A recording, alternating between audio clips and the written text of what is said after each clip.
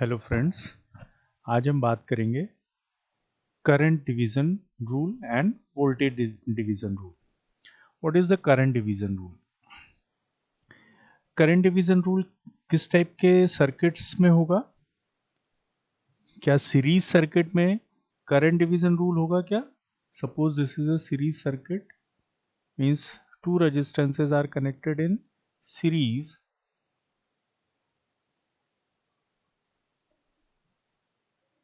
तो क्या इसमें करंट डिवीजन रूल होगा? सपोज कि दो रेजिस्टेंस R1 और R2 इसमें कनेक्टेड है, I करंट यहाँ से फ्लो हो रहा है, ये V वोल्टेज अप्लाई किया, तो क्या यहाँ पर करंट डिवीजन रूल होगा? इसमें नहीं। करंट डिवीजन रूल कभी भी सीरीज सर्किट्स में एप्लीकेबल नहीं होगा, क्योंकि सीरीज सर्किट में दो रेजिस्टेंसेस या सीरीज में कनेक्टेड हो तो उसमें सेम करंट फ्लो होता है। ठीक है, so current division rule is applicable only for the parallel circuits. Okay, so suppose we have these two parallel resistances R1 and R2. These are the two resistances we have.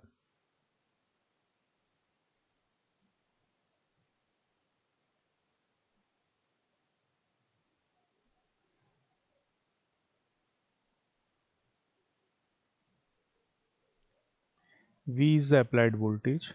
Suppose I is the total current flowing through this network. अब R1 और R2 ये दो resistances हो गए। अब इन दो resistances में क्या होगा?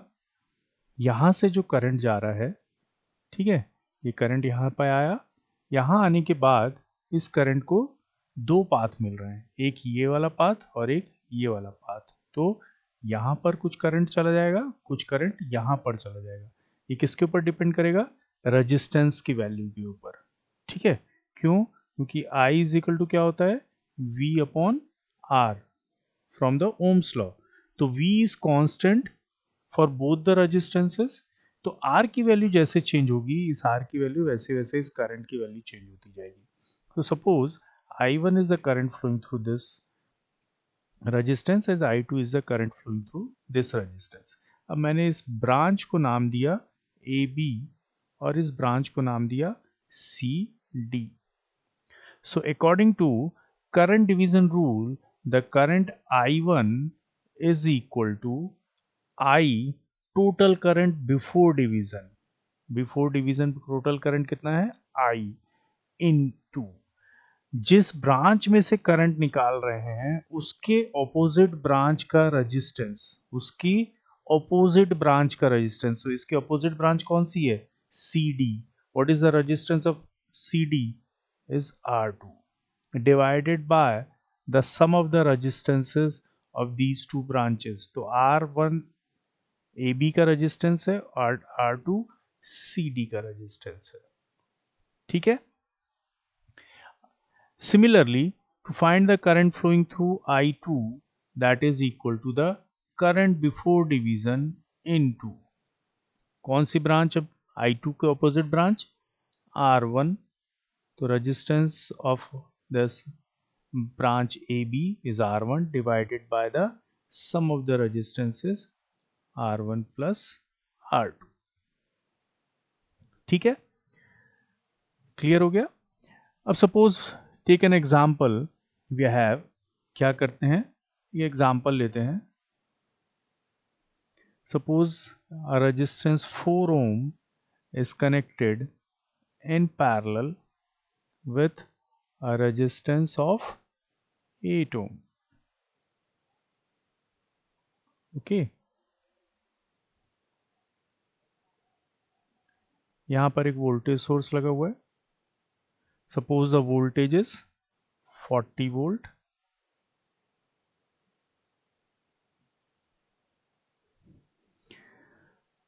अब यहां पर कोई करंट फ्लो हो रहा है, कैसे निकाल सकते हैं हम इस करंट को? First you find the equivalent resistance and then use the voltage source, apply the Ohm's law. So what is the equivalent resistance when two resistances are in parallel? Is R1 R2 upon R1 plus R2। तो ये कितना हो गया, 4 into 8 divided by the 4 plus 8। ठीक है, तो ये 32 divided by 12, ये R हो गया। अब मेरे को क्या निकालना है, I निकालना है।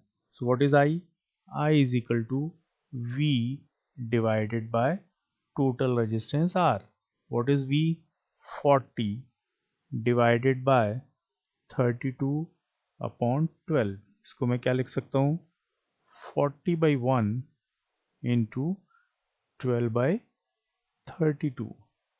जब इसको सिंप्लीफाई करेंगे तो क्या आ जाएगा, I is equal to 15 ampere. ठीक है, अब आपके पास I है 15 एम्पियर, राइट। तो अब क्या कर सकते हैं आप, वोल्टेज आपके पास है, ठीक है। तो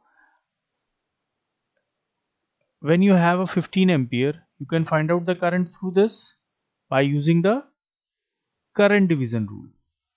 ठीक है, अब आप बोलेंगे कि मेरे को इस करंट डिवीजन रूल की क्या जरूरत थी, if I am able to find out the voltage current by using the simple Ohm's law. ठीक है, सिंपल ओम्स लॉ से भी तो हम करंट I1 I2 निकाल सकते थे। कैसे, मान लीजिए कि इसमें करंट I1 फ्लो हो रहा है, इसमें करंट I2 फ्लो हो रहा है, तो क्या हो जाएगा, I1 is equal to V by R1 means 40 divided by 4, it's 10 ampere। What is I2? I2 is equal to V upon R2, means this is V 40 divided by 8, it is 5 ampere। तो दोनों में आ गया, तो हमें current division rule लगाने की क्या जरूरत है। अब करंट डिवीजन रूल से भी देखते हैं हम कि कितना करंट आ रहा है। I1 is equal to total current 15 ampere into opposite resistance 8 divided by 8 plus 4, कितना आ गया, 15 इंटू 8 डिवाइडेड बाय 12, तो this is 10 ampere. Similarly you can find out the I2। What is I2? I2 is equal to 5 ampere. तो आप बोलेंगे कि जब ये दोनों मेथड से ये वाला मेथड आसान है, why we are using this method और why we are using the current division rule। तो चलिए एक और एग्जांपल लेता हूं, तो आपको पता चलेगा कि आपके लिए कौन सा मेथड आसान है। अब सपोज करिए कि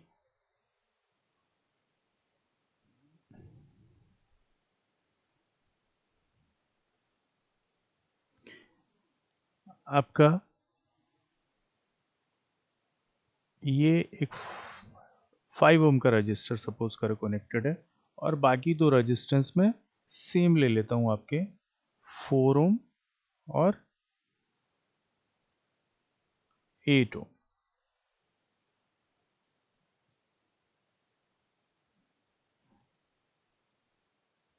अब मान लीजिए यहां पर जो वोल्टेज सोर्स लगा हुआ है,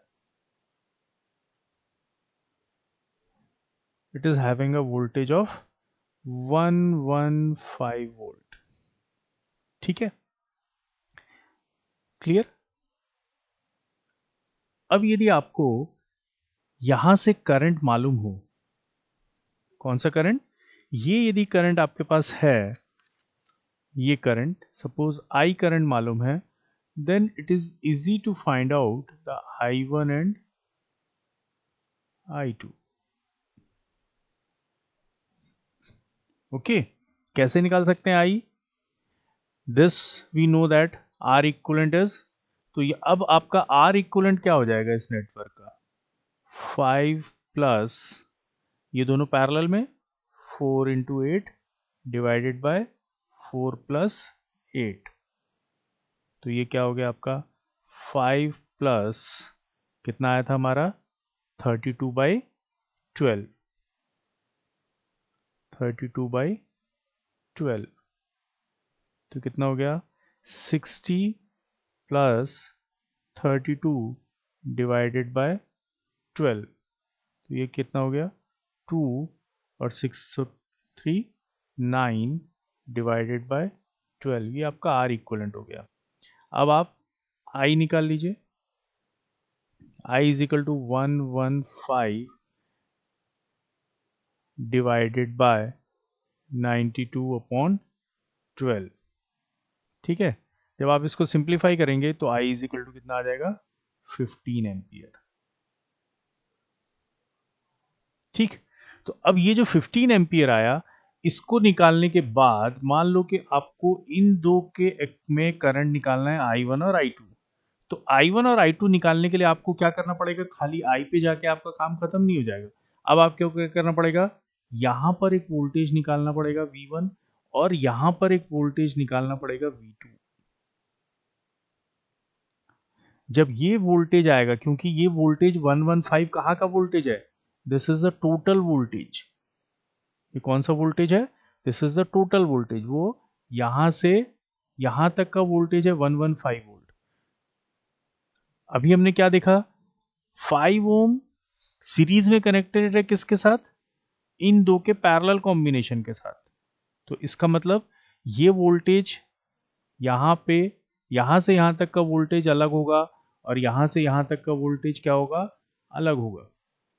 तो अब आपको यदि ये वाला मेथड लगाना है, कौन सा, V बाई आर वाला, ठीक है, क्या करने के लिए, if you want to find out I1 is equal to V divided by 4 ohm, तो ये V कौन सा होगा, अब V2 हो जाएगा।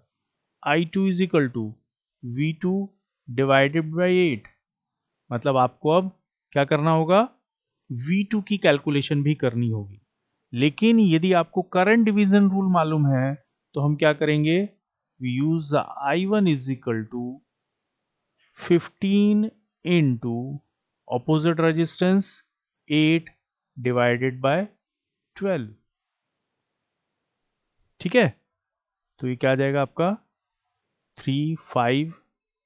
ठीक है, तो यहां से आपको मिल जाएगा 10 ampere.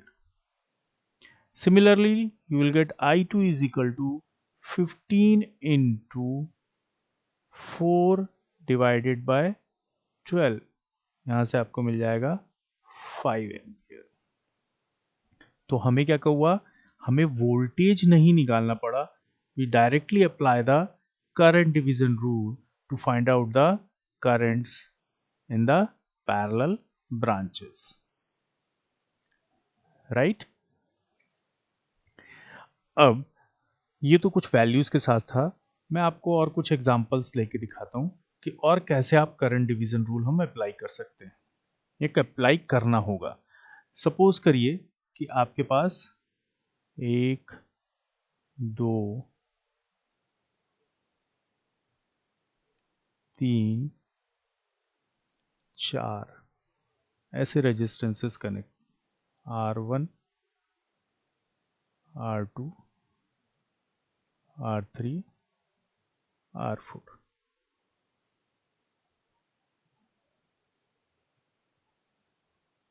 Suppose these 4 resistances are connected here. ठीक, V is the voltage. Suppose because of this I is the current flowing through this, right? अगर I करंट फ्लो हो रहा है तो क्या होगा,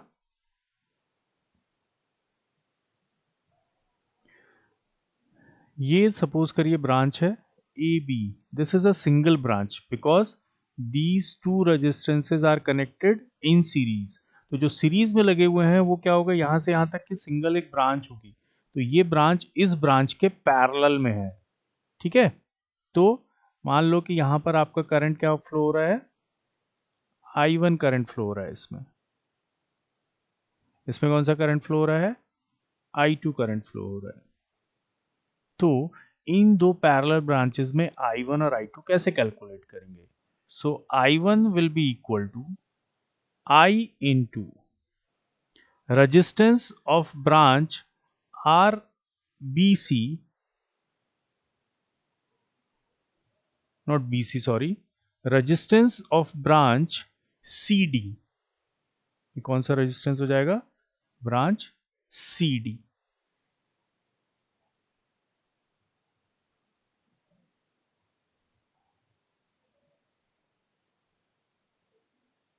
ठीक है, branch CD divided by the resistance of branch AB plus resistance of branch CD। तो ये क्या होगा? I into these two resistances are in series, R3 plus R4 divided by R1 plus R2, ये एक ब्रांच है इसलिए मैं इसको ब्रैकेट में रखा, plus R3 plus R4। Similarly, I2 will be equal to current before division, that is the total current, into the, इस branch में निकाल रहे हैं तो इसके अपोजिट ब्रांच कौन सी होगी? ये वाली। तो ये ब्रांच कौन सी है आपकी? R A B divided by the sum of the resistances R A B plus R C D. तो इसको हम लिख सकते हैं, it's R two R one plus, इसको हम क्या लिखेंगे? R one plus R to,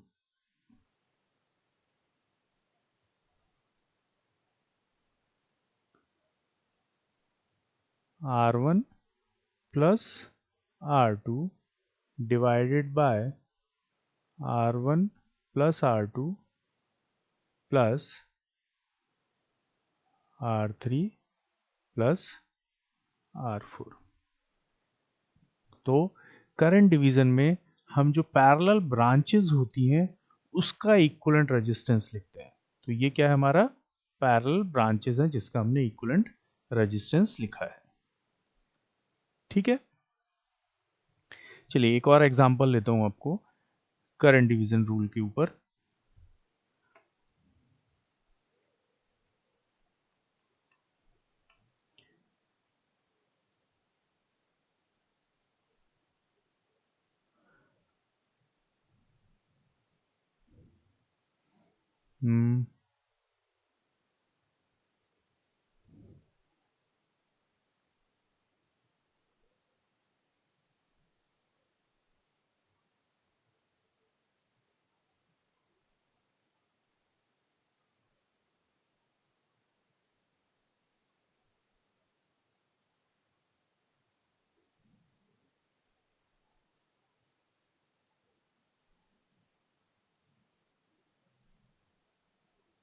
I am taking the random example.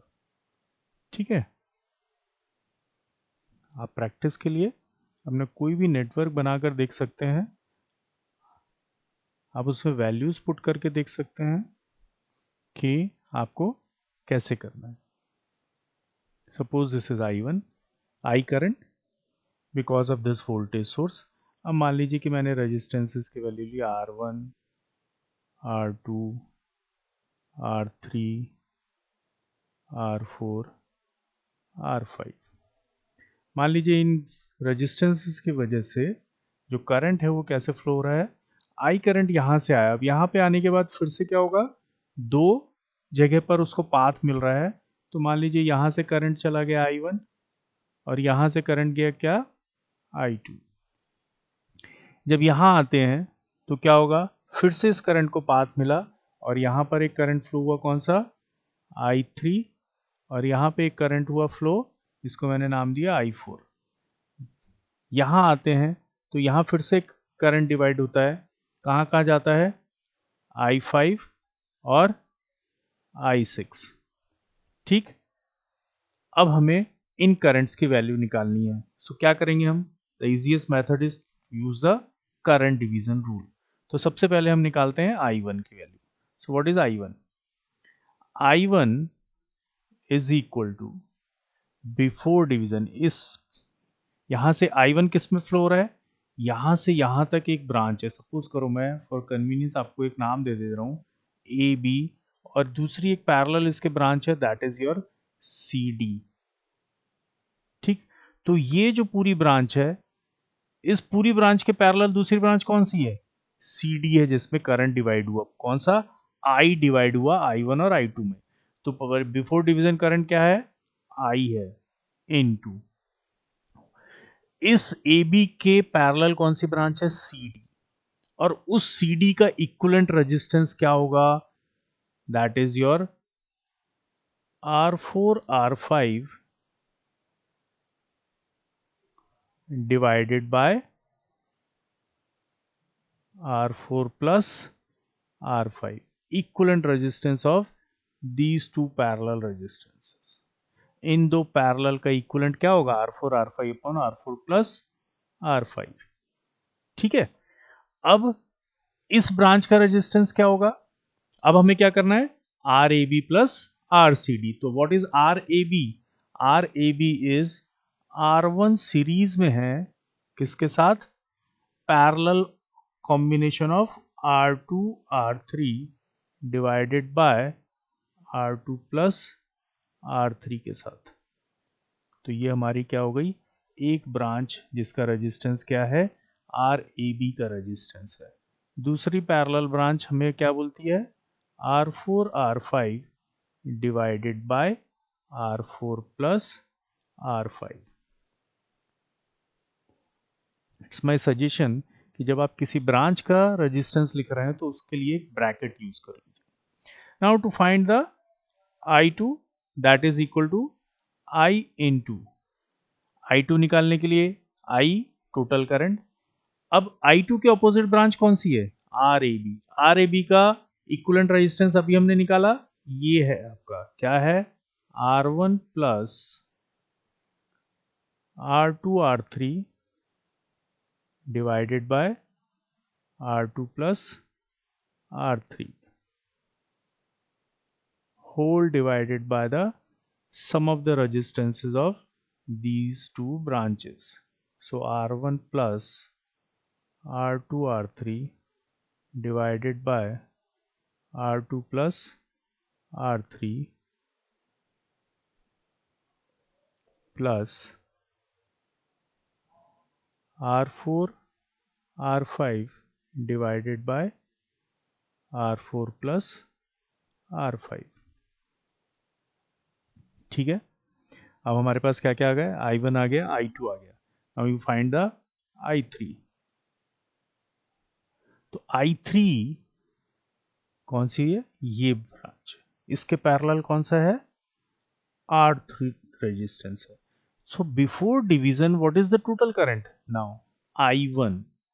अब क्या है? I1 total current. अब यदि मैं इस ब्रांच में करंट निकाल रहा हूं तो इसका ऑपोजिट रेजिस्टेंस कौन सा है? R3 है, divided by R2 plus R3। अब I4 निकालना है हमें।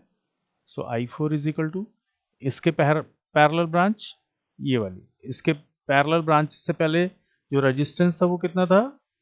I1 into opposite resistance R2 divided bye R2 plus R3। ठीक है, अब हमें क्या चाहिए? I5 एंड I6 चाहिए। सो I5 कहाँ है? ये है।